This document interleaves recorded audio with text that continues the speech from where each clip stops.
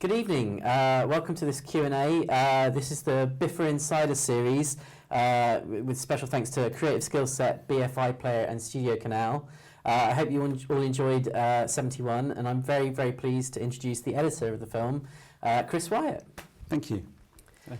Thank you very, very much for your... I was expecting a round of applause then, but of course we don't have a live audience. Thank you very, very much for your commentary. It was absolutely fascinating to watch the film. Pleasure. I wish it was more fuller. Yeah, well, it's great to see kind of... it's not often, I think, you know, when you cover sort of films in the press, you talk to actors a lot, you talk to directors a lot, but very rarely do we get such a close look at the post-production process, which is such a fascinating part of it for me. But I'd love to start by kind of asking, you know, if you could tell us a little bit about your background, where you kind of came from and how you kind of became an editor. Mm-hmm. Yep. Well, I think as for most people that are drawn to working in film, it's just one of those moments where you're sitting in this dark space and you think, oh my God, I just want to be part of that industry that puts people's faces on screens that high, and, you know, trying to convince people to sit in a dark room and watch it for 90 minutes or so. So it was purely that magical moment. And then I really didn't know. I just knew I wanted to be part of that industry, but I didn't know as what. And since I always leave the lens cap on if I take a photograph, and you know, I just had none of the technical abilities that would have been possibly relevant to the industry until I read about editing, where it said something like an editor decides how much of a black car and a white car you show in a car chase. And so I thought, well, how difficult can that be? But it actually did. But later, I sort of discovered that actually this was something that was much more about ideas, about emotion, and so it felt that here was something I could possibly possibly do. And the route I went into it was starting off negative cutting, which is now gone, sound editing on a film, which is now gone, assistant editing, and then editing. So my route into the industry no longer exists, and I didn't realise it, that, you know, the bridges were burning behind me. So it was a strange thing.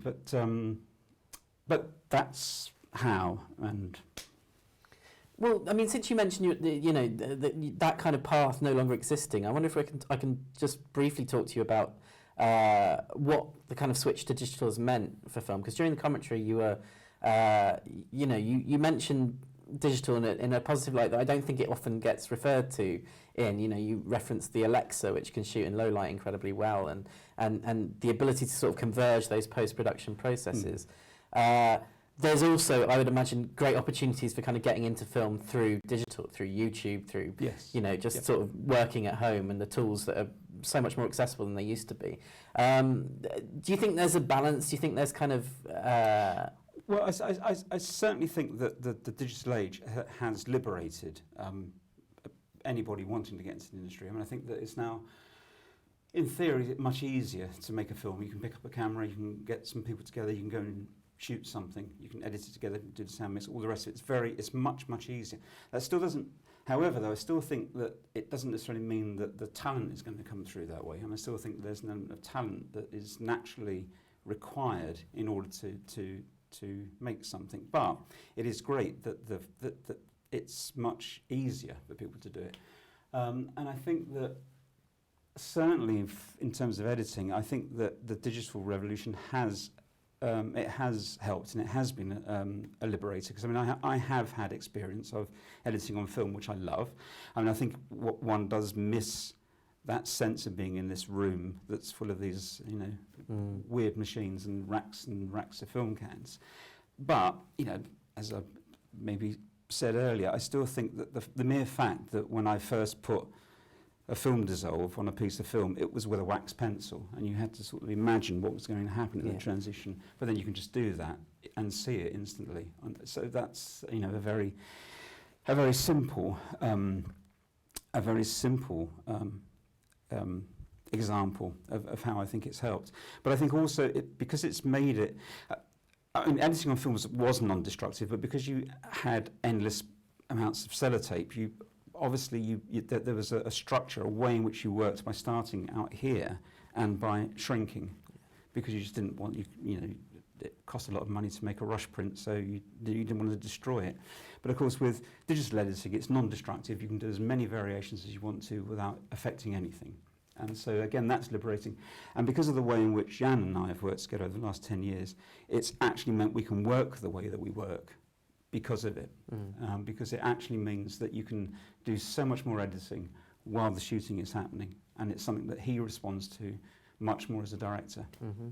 Now, one of the things I should have mentioned earlier, which I didn't, was that we are taking questions tonight, and I have this screen here that's throwing up tweets. So, you know, if you have a question to ask, please do tweet it in. I think the hashtag is BIFA Insider, and I have a question from Twitter now, which is that even though the film's full of action, it's also full of silence and stillness. And I wonder how much of that is the directing and how much is in the edit. Well, I think it's one of Yann has many strengths, but it is one of his strengths, and I think that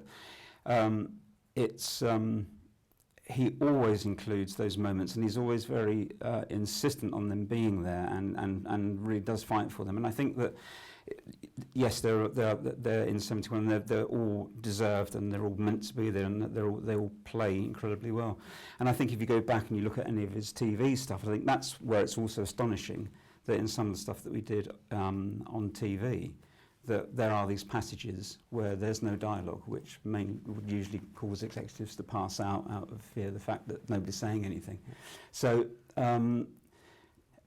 this is one of his many great strengths, that he has just that feeling for what's happening, and to do things visually, because I mean we are in a visual medium. I mean, so it's about conveying your message through image rather than words. Well, I'm always fascinated by the relationship between a director and an editor, because, you know, as I said to you earlier, I think it's very different from most creative relationships on a film set, and that I think there's a healthy kind of difference of opinion between a director and an editor, more so than anything else. You've had some incredible relationships with directors in your career, haven't you? I've been very fortunate with the people that I've worked with, so I've been blessed with the people I've worked with, only Yann, but Carol Morley, Shane Meadows, Peter Greenaway, where I started. And again, all different personalities, but I think what you look for as an editor is you try to find the common ground. You try to find the equilibrium. You find the point at which you connect. And the relationship, I think, between director and editor is probably one of the most personal. It's certainly one of the longest. Yes, yeah. I mean, and even though a director will be in pre-production for a long time, there are just lots of bodies around, lots of people trying to snatch little bits of your time. And the time when you're in the edit is the only time when you're actually, it's just the two of you and the material, and that's it.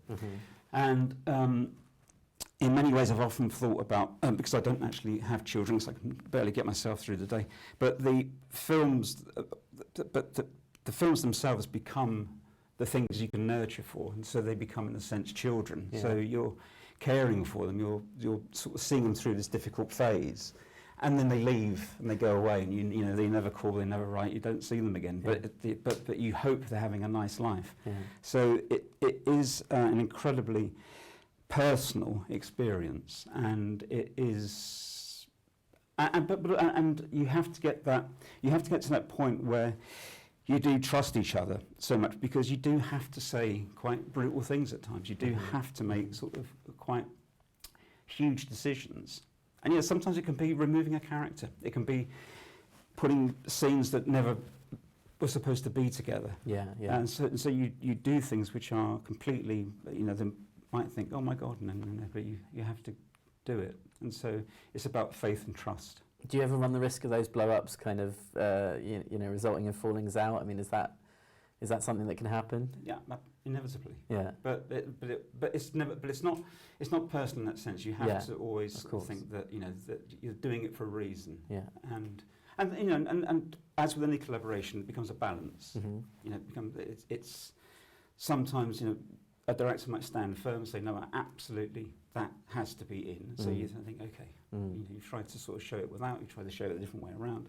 So it's also picking the battles. It's picking the things that you really do believe is going to make something more accessible and is actually going to be more of an engaging process, if you like, for the audience to actually engage with. Because I mean, still ultimately that's who you're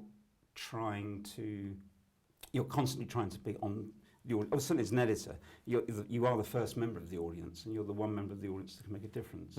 So you're always in that position of trying to make it accessible for others. Well, it was fascinating just hearing the kind of the edits that you picked up on earlier, because you really went for the kind of the small bits. It's the small notes, and it wasn't the grand sort of sequences, although obviously we talked a lot about the riot. But, you know, it's just these kind of like individual choices that kind of excited you. Is it very often, is it those moments more than the big spectacle moments? Absolutely. And I don't know that I can say why, but there's usually always something that is so minute, so small, and so almost insignificant, but it just feels that it belongs, and and I think that's the key thing, when something you genuinely feel that actually this really, you know, should be there, because all of the big things really take care of themselves. You know, that you just hope that you do them well, and you hope you do them well enough that people engage with it. But you just want to leave those little nuggets that are personal to you somewhere, that you just sort of think, well, if I'm the only person that gets that's fine. But there might be one other person that will pick up on that. Well, the pause is fascinating as well. We have a question here. When Hook's talking to the sister, was it a conscious decision to let the viewer breathe before the pandemonium resumed? Oh, that's a good question. I don't know that I can answer that I think this is part of the problem, I think, with you know, with these questions. It's the sense it's what you feel at the time that you're doing it. It's what feels sort of rhythmically right.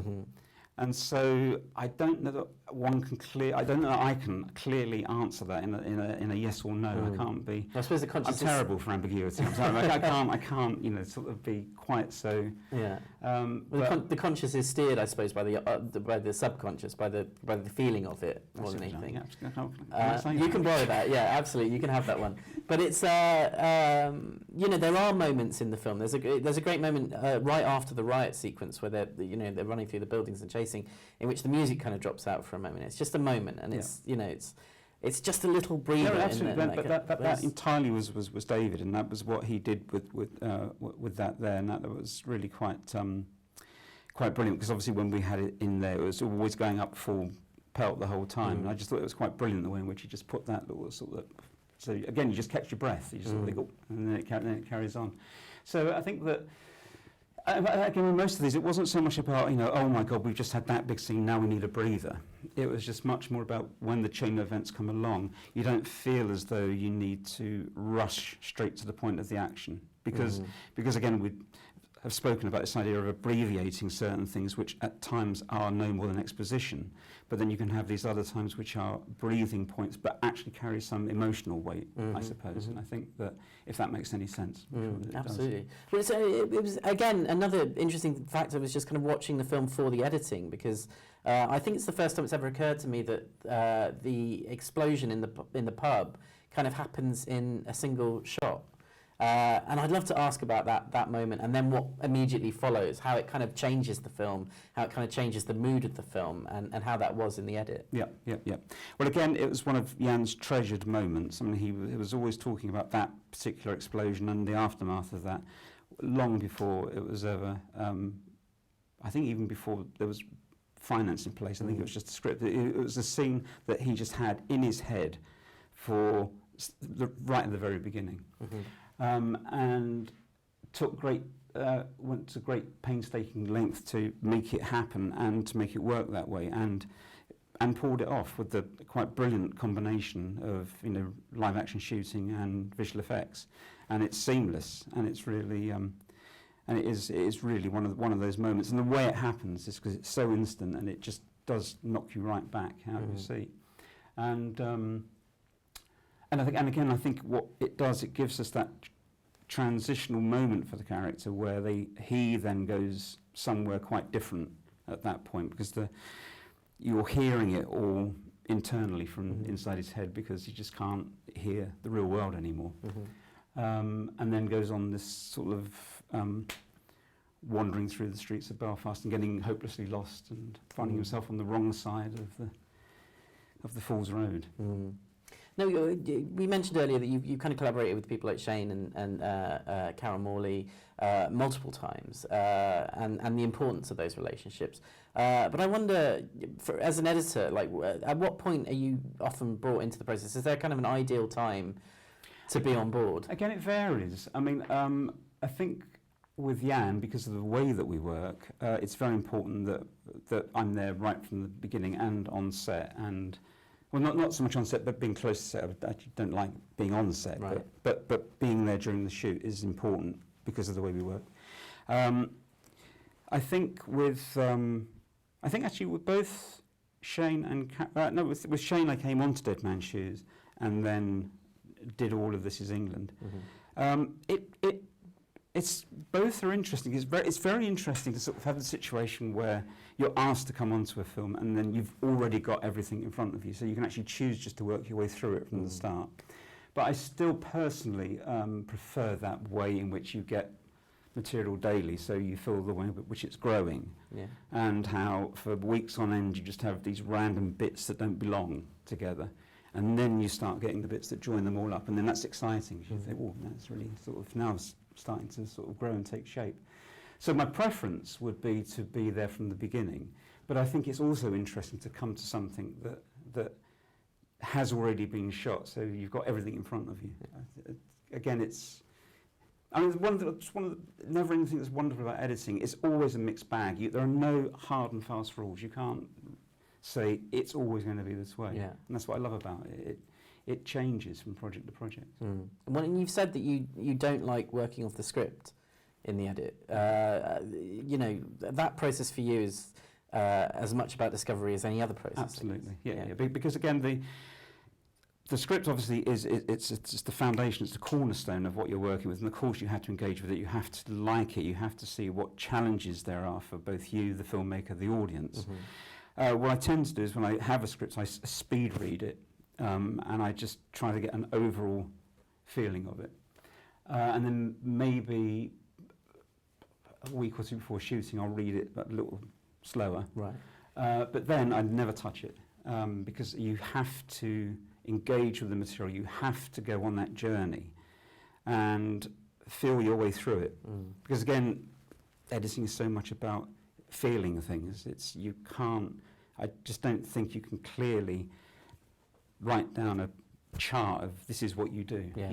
It's always different. And I think also as well that keeps you fresh, because if you just know you've got another sort of 6-minute scene and it's going to be covered this way, and you think, oh Christ, another one of those, you have to be sort of open for the fact that you don't quite know what's coming.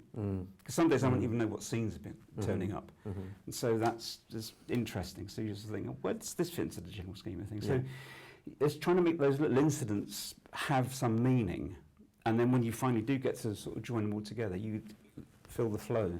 You know. Well, Twitter asks whether the unholy... Could you shut up? Twitter asks whether the unholy trinity that you described earlier, you, Yann, and Tat, the DP on this film, whether you have another film in the works, and whether it might be in the same genre. One hopes so. Filmmaking is a fickle thing, but one would hope so. One would hope so. I mean, I don't know any concrete details at the moment, but I certainly would hope so. I mean, one hopes that it's a collaboration that will go on. I mean, as far as Yann's concerned, I'm hoping that he'll be making films for another 30, 40 years. I mean, I won't be. So at some point, there's going to come a point at which, you know, it will be different. But you know, I hope there's at least another one left before. You know. At least, yeah. And I'd love to ask about, you know, what was it? What was it that you saw in those kind of first conversations with Yann? You talked about the relationship that you had, but I wonder, you know, is there a moment that you come to with a director where you think, okay, I can work with you? Well, with Yann, it was. This is really rather boring, but I'll just throw this out there because it is kind of how we met. But I just finished This Is England, and through a mutual friend knew Yann and suggested we should sort of meet up. I'd already signed to do another film. So regretfully I said no, but I looked at Yann's film school films and I thought, good Lord, you know, here is a real cinematic talent. You know, this is extra. So I was gutted. When I was about to start the film that I was joined to, I had a family issue, which meant I couldn't do it. Now, some time had passed, and I thought, oh God, I wonder if Yann's thing is still sort of happening. Phoned up, and it was. And so that was one of those sort of defining moments. You kind of think this is, you know, something else is in control here. And I just really liked him as soon as I met him. It was just one of those things. I mean, I admired what he'd already done in his film school films, and thought, here's a. Because my feeling for Yann is that I've always felt he's an extraordinary visual cinematic talent, and I always thought he would be making cinema films. I'm just so amazed for him and happy for him this happened so quickly. But no. And then when we did start working together, there was an instant rapport. So that's just, you know, one of those fortunate things. And is it, maybe it's too difficult a question, but I wonder how he compares to your experiences with people like Shane and I don't make comparisons. Fair enough. No, each one is unique in its own way, and they're all special in their own way. So I would never ever want to compare. It's just I just don't. The reason I asked the question is it was fascinating to hear you earlier talk about you know, going from 71 to The Falling, and I wonder if you could talk about that and what that was like. Yeah, absolutely. I mean, again, having worked with Carol previously on Dreams of a Life, and Carol's shoot for The Falling was straight after the post-production, or when the post-production was finishing on 71. And so there was this sort of weird crossover between finishing one and starting the other. But again, even though essentially, I suppose there's common ground in terms of how one reacts or interacts with the directors and their material, there's such different personalities that it's just a different kind of experience. So you have to. I do have to put my sort of Yann brain in this pot, and then put my Carol brain in, you know, and do it that way. I mean, again, simply because you're forming these different relationships with people, but you're constantly trying, as you would with any friendship, you know, that you're trying to find the bits of that friendship that work well, and trying to sort of build on that. So essentially, although the work might be perceived as being the same or similar, the way in which you personally interact with it or interact with each other is slightly different. If that makes sense. It does, absolutely. We have a question here from Twitter, which is, would you have any advice for people, you know, looking at a career in editing? You know, we've got lots of students watching, I think. You know, are there lessons that you've learned that you wish you might have known earlier in your career? I think I've been extremely fortunate. So I think that the answer is no. If I had the opportunity to do it again exactly the same way, I would. But again, it's increasingly such a hard question, because I know that the way I got in is just not possible. But the only thing I would say is just it's the hardest thing is getting your foot in the door. And I think after 40 years, having got my foot in the door, I don't ever feel as though I've been entirely invited into the room. So I've always felt myself as an outsider. I've always felt of myself as that when the current job that I'm on finishes, that could be it. So I've never had any grand scheme of how long it's going to last for.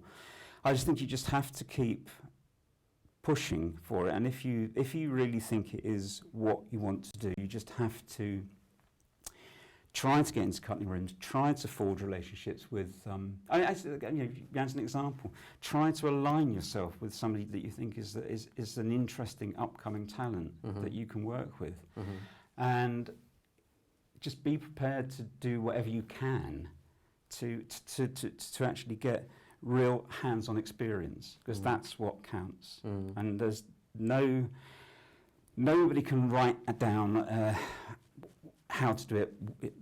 It's something you have to physically do. So do it. That's the first thing, however one can. But And also, don't be concerned about being annoying to, find films that you like, write to the people that have been involved, email them, go and stand on their doorsteps. Don't be put off by not getting a response, because basically film people are just shit at any kind of response. That's true. Yeah. And don't feel as though you can't keep email. It's always better to be in the top of somebody's inbox than just it dropping all the way down. So keep reminding people that you're there. Try and get the experience. See what films are being shot close by where you can maybe go and offer yourself to be a runner, anything.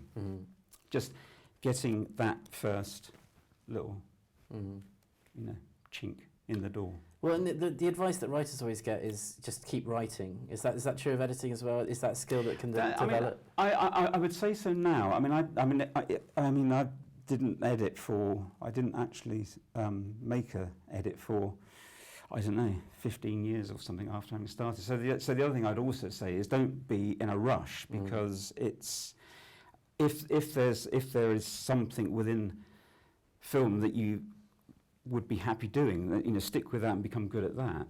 And also I think because editing itself, again, because I keep banging on about it being experience. I'm not talking about experience of editing, but life experience. I actually think it's incredibly valuable that one comes to editing a little later. I'm not saying you can't do it if you're 19, 25, whatever, but actually you're probably going to be a better editor at 35. Right. Now, that's a lot of people were passed out thinking, my God, 35, I was going to be on a beach somewhere with a Malibu at that time.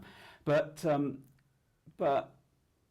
it's not about, it doesn't have to happen tomorrow, and nobody is going to turn up and say, please edit my film.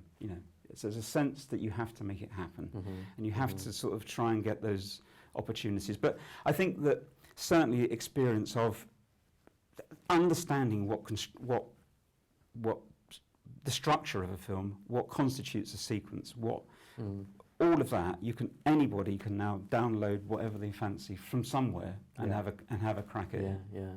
Well, we talked earlier about how fascinating it would be to just upload the rushes from a film and allow multiple different editors to have their take, and they would be entirely different takes, wouldn't they? Completely. And that's again what makes it such a wonderful sort of discipline, because I think that so much about film is sort of it's finite. You have to get to these points where that's that, and of course when you film something, you're filming it. You've only got those hours to actually capture it, and that's what it is. That's what's then stored. But editing is just endless. You could just do it again. And then, saying earlier, I wish that all the rushes of everything I've ever edited were available, so that people could actually just start from scratch. Well, we're running out of time a little bit, but before we go, I'd love to ask about what's coming up next. You mentioned you're working with Stephen Polycroft. Yes, is that right? I'm currently halfway through a 6-part, it might be a 7-part series called Close to the Enemy, which again is a very different experience for me. Working with Stephen is very different to Yann or Carol or Shane. But what I love about that is the challenge of scale, and the fact that you get 6 hours to sort of tell one story or multiple stories, but just on that grand scale. Yeah. And I think having worked with him on Dancing on the Edge, it was just great to sort of spend that volume of time, on essentially one storyline. Do you think there's a different language to film television other than the fact that the runtime is longer? No, I tried to think not, because I think again Yann is a good example of that, because I think Yann was always making films, even though they were on TV, and certainly Dead Set, which we did treat, as a film. Even though it was broken up into 6 parts, we made it as one thing and then split it up. So I think that I'd like to think not. Fair enough. Well, on that note, Chris, thank you so much. Absolute pleasure. It just remains for me to say that I hope you've enjoyed this BIFA Insider interview. Join us again. Our next event is with Steven Renix, who's the composer of Frank. I don't know when that's coming up. I don't know if we have a date, but hopefully soon. They're writing to me. It starts in October. Do join us again, and thanks for your time.